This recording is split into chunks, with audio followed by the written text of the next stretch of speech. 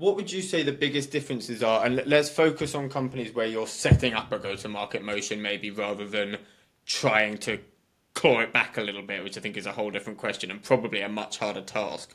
Like, what in terms of let's say I've just raised a Series A. I'm looking to build an efficient go-to-market motion. What are like the fundamentals that you focus on day one now, and how does that maybe differ to 10 years ago or 5 years ago?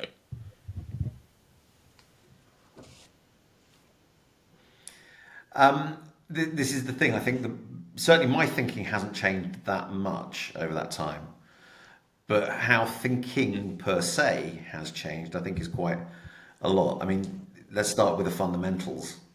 The fundamentals don't change, and anybody who's ever studied Kotler will think of the four P's of marketing: product, price, place, promotion.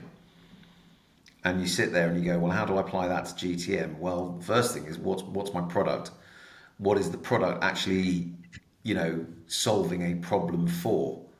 It can have all the bells and whistles in the world, but if it's not actually solving a real world problem and has a real world use case, and I don't have a proper vision of what my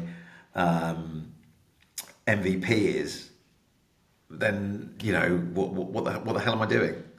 If I don't understand what it is I'm solving for, and I think it might be this, or I think it might be that, or I could be all things to all people, well, then I'm screwed before I even start.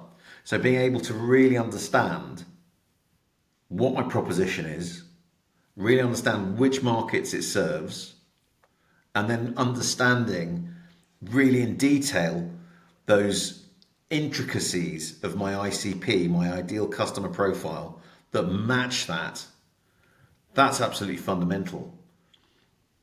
So I think that's where I Do would you always think that's start. something? What's my question? Because I think that was something that was also in focus, has always been in focus, right? The difference has been potentially the way that you then allocate resources to go after that particular ICP. I'm one of these people, right? I've kind of been trained as such over the last 8 years or so, and ICP has always been a very front of mind thing that you're educated on very early coming into any commercial role. So it wasn't that that was ignored. Like, where do you think the problem came in how we used to operate before? Because we still did look at these fundamentals. We just seemed to make bad decisions off the back of it. Right, okay, quite straightforward. You might think about your ICP. How many people actually really enforce it? And this is where the problem lies. Because what we do is we then build compensation structures that reward people for closing deals, regardless of who the deal is with. Whether it's the right deal or the wrong deal for the company, which is paying on revenue. So immediately you start going down that kind of a route, and it becomes, well, so long as I can line my pockets, what do I care whether it actually fits an ICP or not?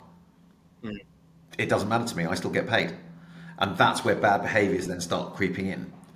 And because people aren't paying attention to that, you then end up effectively selling things to people that were never a good ICP fit for you in the first place, and certainly probably not right for the proposition. At which point you implement something, it doesn't go well because it was never going to be a fit in the first place. They churn, your cost of acquisition goes through the roof, and your lifetime value is in the toilet.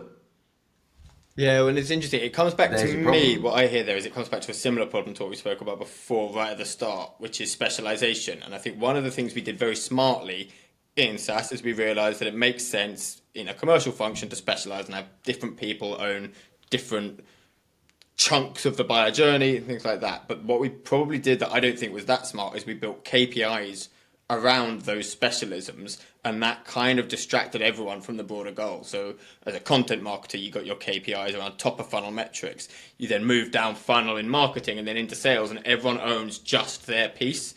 We got very fancy with how we try and attribute that to the whole, but it leads to people going after the wrong things. How I guess so. How would you approach it differently in terms of structuring There's something only now, one right? Like thing. if you were going to go into a new organization, how would you approach aligning and like creating incentives for different teams in a way that gives people ownership, which I think is what that system does very well, but still keeps everyone's eye on the broader prize. So it starts. So it starts with the overarching objective. What is the job to be done? What are we trying to achieve? And then you have to be really specific about how you define it.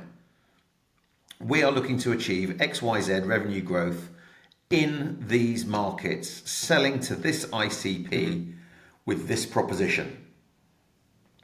Right? So everybody then needs to align around that. So we start building out comp plans.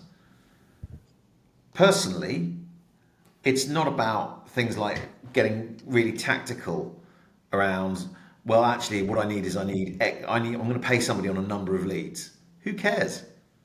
Do those leads convert? Do those conversions lead to revenue? And do they lead to revenue in the ICP accounts we've defined? If the answer is no, why am I going to pay for that? So you've got to get aligned around making sure you understand what is it that we're paying for that drives the behaviours, and compensation drives behaviour. Who knew? So you get to the result that you want. If you're not aligning around that result, and this is across all departments, then any surprise that you don't get I think there. the challenge is, and like I guess because I'm completely with you. I guess to play devil's advocate a little bit. What the flip side is, everyone focuses on the single north star, which is always my approach, right, of revenue. But you then lose ownership of your goal a little bit, right? Which I think is another challenge. Is it just revenue though? But I challenge you on that, Tom. Is it just revenue, or is it profitable, sustainable, predictable revenue? This is where the definitions become important.